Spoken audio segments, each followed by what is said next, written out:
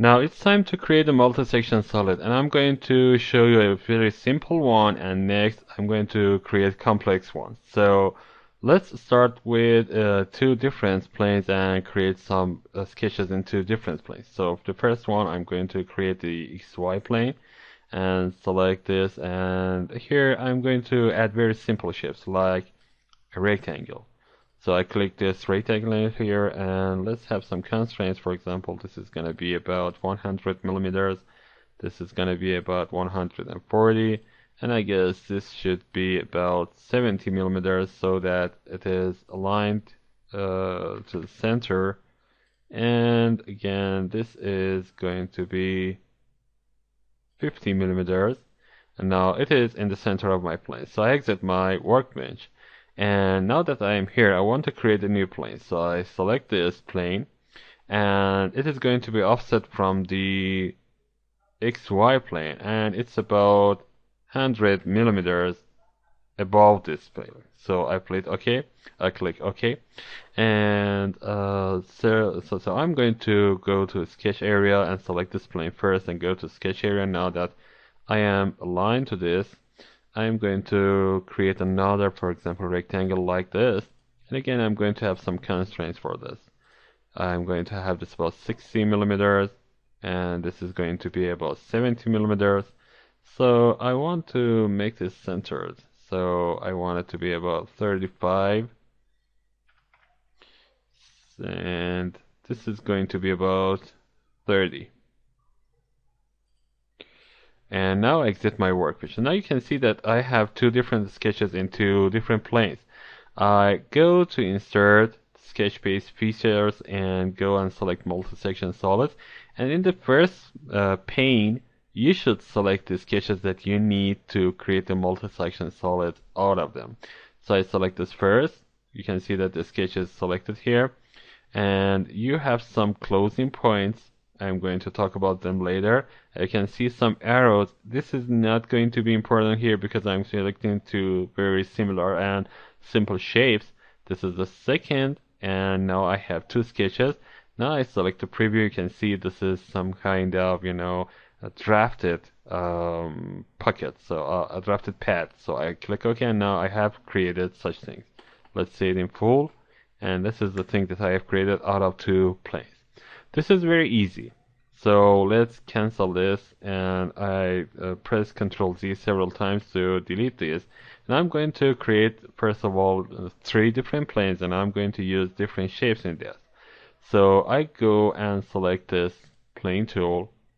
And now that I have created this, I'm going to select the XY plane as the reference plane.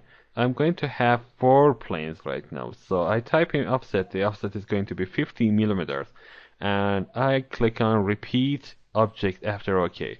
Now, whenever I click OK, it will ask me how many instances do you want except the one that you have created.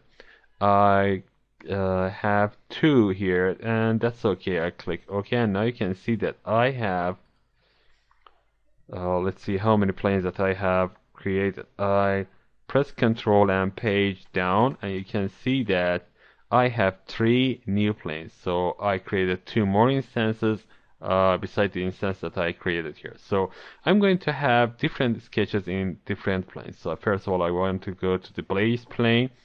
The base plane is XY, so I create a rectangle here. I'm not going to have any constraint, so I exit my workbench. I go to the second plane, I go to sketch, and now here I'm going to select the rectangle again, like this. I exit my workbench. I go to the third one, go to sketch, and again another rectangle is going to be here like this. And I exit my workbench, and the fourth plane that is here is going to have another sketch. Let's have this aligned. And this one is going to be very simple and small rectangle.